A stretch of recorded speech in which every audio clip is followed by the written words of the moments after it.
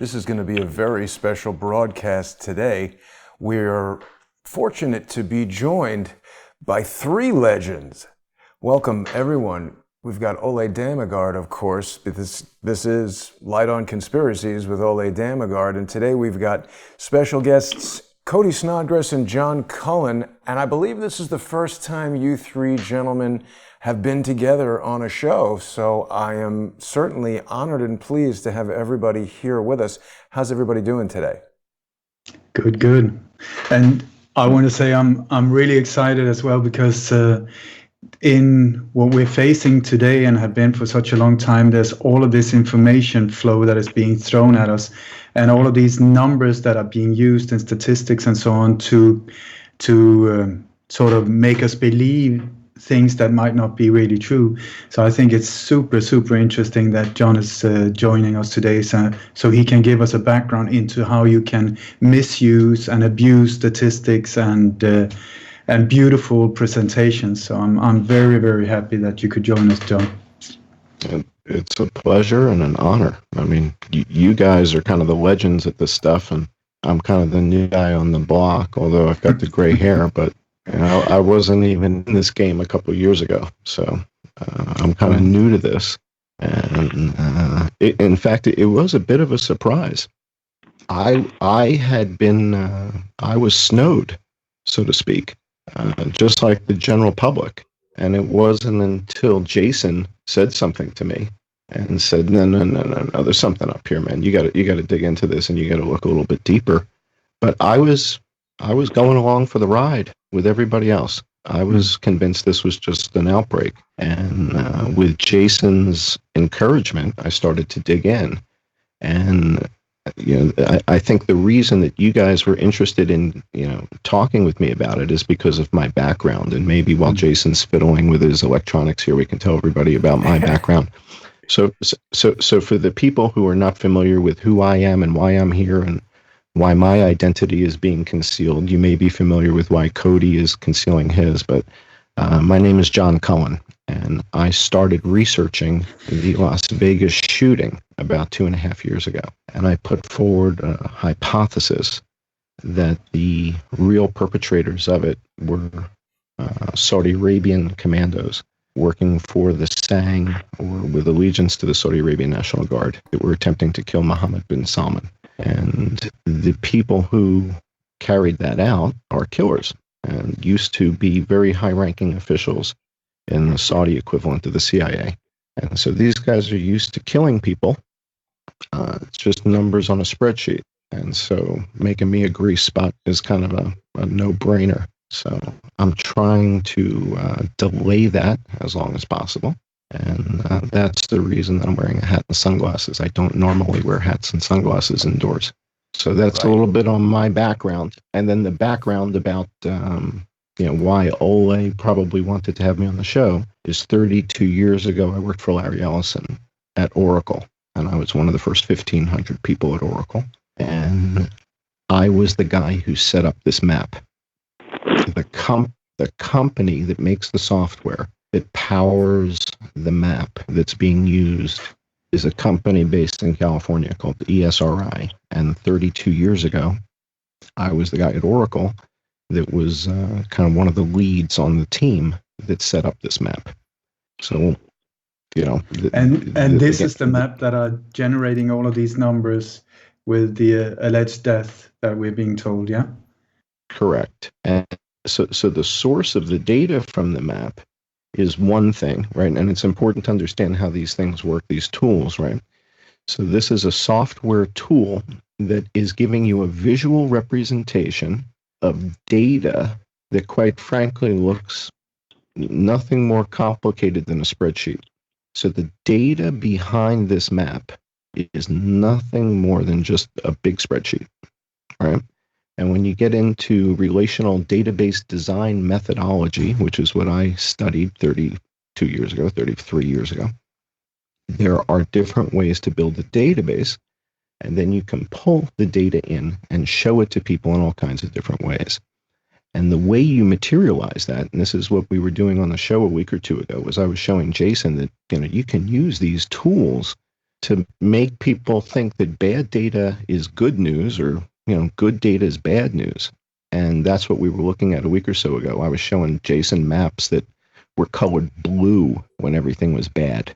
And then I was showing him maps where things were colored brown when everything was bad. And so red is certainly used to connotate danger, right? That's just built into us. And the entire map is red. There's nothing but red. There is no other color. Nothing is yellow. Nothing is green. So it's a disaster. It's a Yes, global from zero panic. to disaster in 2 seconds. No intermediate. Right. So from a software perspective, this is, if I were running the WHO or you were running the World Health Organization, and Ole, you're probably more qualified than the guy who's running it now. So temporarily, let's make Ole the head of the World Health Organization, since his qualifications far exceed Tedros. But you might say to me, John, can you put together a dashboard for me so that if we had an outbreak like this, I could see what the hell is going on and I could make a determination quickly. And if it is a global pandemic, John, what would you recommend that I be looking at on this map? Right? That's kind of a reasonable conversation for you to have with your information officer, right?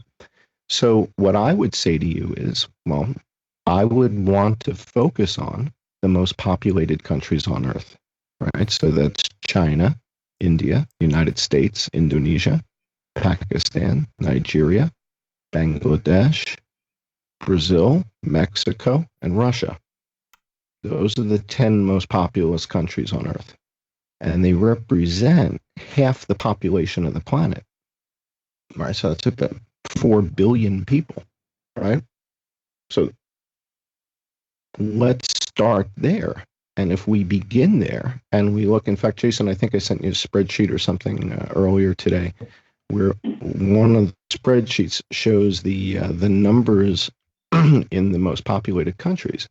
Right. And that's real quick, John, really, before we get too heavily into the data and the spreadsheet, it's important that we let everybody know, because there's a lot of new viewers who are just coming to Crowdsource the Truth and perhaps haven't seen the sponsor-exclusive show, Dammegard, Light on Conspiracies with Ole Dammegard. That show is going to be starting in just about 20 minutes on patreon.com/lightonconspiracies, patreon.com/crowdsourcethetruth, and subscribestar.com/crowdsourcethetruth.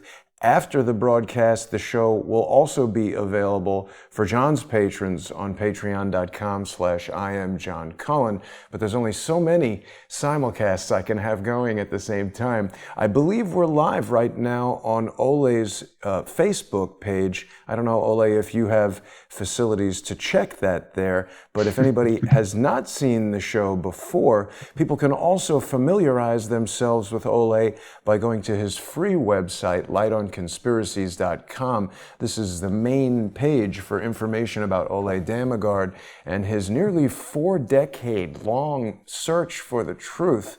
Ole is, as John said, a legend in the area of alternative news.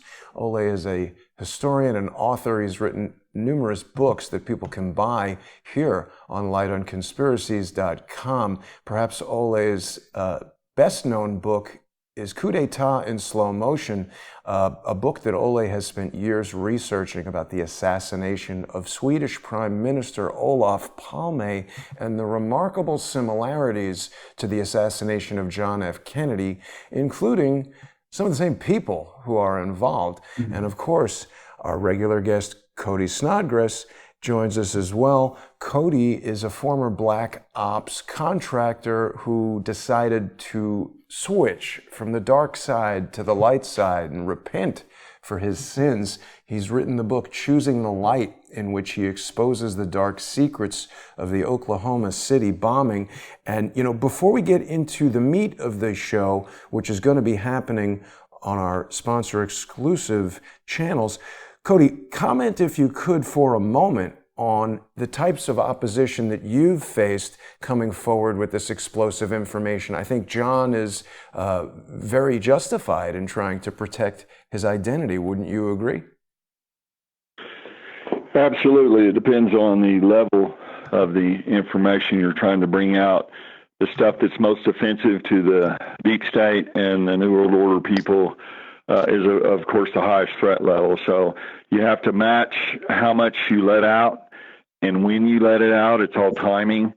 So you have to be very careful. There's a number of people. We all know about John Kiriakou, the CIA case officer. You've interviewed him, Jason, where, he got put in prison for the Gitmo, blowing the whistle and that kind of stuff. Philip Marshall, the pilot that wrote the book, The Big Bamboozle, about 9/11. He was murdered. His daughter and son and dog, family dog, they were all shot in the face, which was a message. But we all know how whistleblowers are treated. So John is absolutely correct. I don't know what level of information he has, but all of us have to be careful. And Ole's, over the years, had a number of really bad things happen. You've had all your stuff, Jason, with the lawsuits. So we all get hammered in one degree or another. But the good part is that we're here now. We've all overcome our difficulties. And we appreciate the support of the listeners and everyone around the world that may be listening. We're all in this together, and we're all bringing different levels and different areas of truth. And it's important we stick together and help each other through these dark times. So I appreciate everything and appreciate John. And that's why I don't show my face a lot of places. I have asymmetric security concerns that I have to think of, and so. Everyone faces it, and let's all just do our best and stick together and support each other. Yeah, and very well said, And Cody. again, I think it's important for people to absorb that for a second, because a lot of people are like, oh, well, if this information, how come you haven't just been killed? I have observed, this is my speculation, definitely a very precisely prescribed level of resistance, as Cody just pointed out, depending on what you're doing, what your profile is. Obviously, if I were to suddenly disappear, being in my mid-40s, my late 40s, pretty healthy, if I just died of a heart attack, that would be a little strange. People might notice that. So as Cody pointed out, they're using different opposition against me than they are against Cody, than they are against Ole, than they are against John. Good news, fellas. I just thwarted yet another attack. There have been persistent attacks on Crowdsource the Truth's YouTube channels, because obviously this has become a powerful method for us to disseminate this information. So they want to attack the primary tool that we have, and they want to do it in the way that's least conspicuous. So a lot of people know that George Webb's brother, David George Swigert, has brought lawsuit against me. He's tried to participate in another lawsuit. He's been persistently attacking the channel, and this morning I got an email from YouTube reaffirming my opinion that he's a loser because he lost. He wasn't able to shut down the channel, and so people are able to enjoy us right here. We're going to get into the details of the information in just about 15 minutes on the sponsor exclusive show. Before we go there, anything else we can share with everybody, John or Ole, about some of the details that we're going to cover? Well, I think we were on our way into a really interesting area here with John's explanation. And I always think it's extremely important when it comes from insiders, people who know what they're talking about, instead of people like myself who are always trying to come from the outside, understanding what's really going on. So that's why I'm really grateful for people like Cody and now John here who steps forward and shares their knowledge from the inside. Absolutely. Yeah, and again, I'm kind of a reluctant participant. I wasn't digging into this. And when I saw that they were using the software that I had set up 30-something years ago, I was like, well, I guess I kind of have to dig into this. I mean, I know the tool. Thank you so much. Thank you so much. I mean, the analogy I'll give to people in the audience is, imagine that a ship had been hijacked and it was my first boat. Right. And I know all the compartments. I know where all the hoses are. I know where all the wires are. Right. I know the boat. It's that kind of thing. This is software that was configured 32 years ago to display data that's in a database. And by the way, Yeah, there's Larry and his daughter. So Megan Ellison, Larry's daughter, is the producer of Zero Dark 30, and Right. Aperna Films is her company. And Well, and this is his Larry, son. Sorry to interrupt you, John, but yes, I actually have some personal knowledge here because, without revealing too much, I am very close with some of the people who helped start Annapurna Pictures. I don't want to name who they are, but this is also Larry's son, David Ellison, who's the principal at Skydance Films, which has produced Star Trek movies, the latest Terminator movies. So, it's interesting that these information technology billionaires frequently have really firm ties into Hollywood. There's been a lot of conversation about Hollywood's involvement with the deep state. Tiffany Fitzhenry has spoken quite a bit, and I believe she's just released a new documentary about the ways in which the CIA interfaces with Hollywood. We've all seen Robert De Niro speaking out against President Trump. He's very much on the left. He's very much for the deep state. I don't know if everybody watching is aware that Robert De Niro is like an honorary member of the CIA or something like that. Cody, do you know about this, Robert De Niro and the CIA? No, sir. I have no actionable intelligence about that. Mm-hmm. We've spoken to Kevin Shipp about it and other people in the past, but of course you do know about the CIA's oversight of Hollywood movies that have to do with things like Barry Seal and Zero Dark 30 and all that. So if you can speak about that, if not, I understand. But if you can, it's interesting to note that these guys who control the data have family members who control the quote unquote entertainment. This is a method of propaganda, isn't it? Absolutely. And it goes way back to even in 1954 in that area with the Operation Mockingbird, where CIA's project was to, control media outlets. And that time, TV was coming online, black and white TV.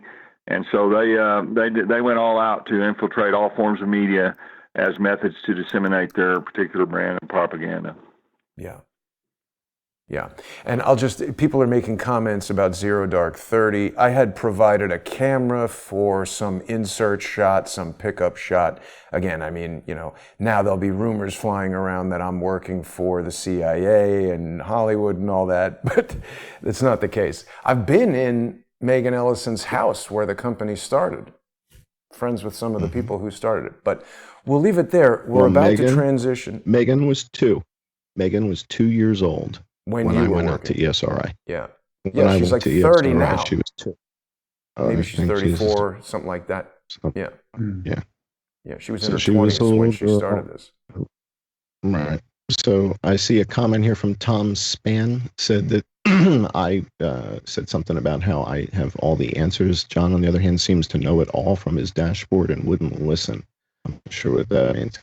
No, I don't know it all. Span Man is a good guy. He's got some issue with you, John. I don't know what it is. I'm not sure. But no, I don't have all the answers, but I'm familiar with the software, right? So they changed the software over the weekend. So the way it looked on Friday and the way it looked today is different. And I'm going to show you guys some of the changes that they made over the weekend. Wow. So how is it different? How are they displaying the data differently? And I'm going to show you that. Excellent. And then what we're going to do, we're going to look at the real indicators. What should we be looking at? Can I get rid of all of this red and all this panic and drill into the actual data, right? So let's set all the emotions aside and let's get into some numbers. And that's what we're going to do in the show when we go for subscribers only. Excellent. Absolutely. And we're going to transition over there right now. People are going to be able to join us for the live stream. Actually, John, I'm going to send you the link. So people who are sponsors on the John Cullen Patreon channel will be able to get it as well. Of course, it's going to be on patreon.com/lightonconspiracies, patreon.com/crowdsourcethetruth, subscribestar.com/crowdsourcethetruth, and also on the John Cullen sponsor-only channels. So we've got kind of the dream team set up here today. We're looking forward to seeing everybody over there in 10 minutes. Thanks for watching, everybody, and a special thank you to the generous Patreon and Subscribestar sponsors who make this program possible. Couldn't do it without you guys. We'll be back in just 10 minutes.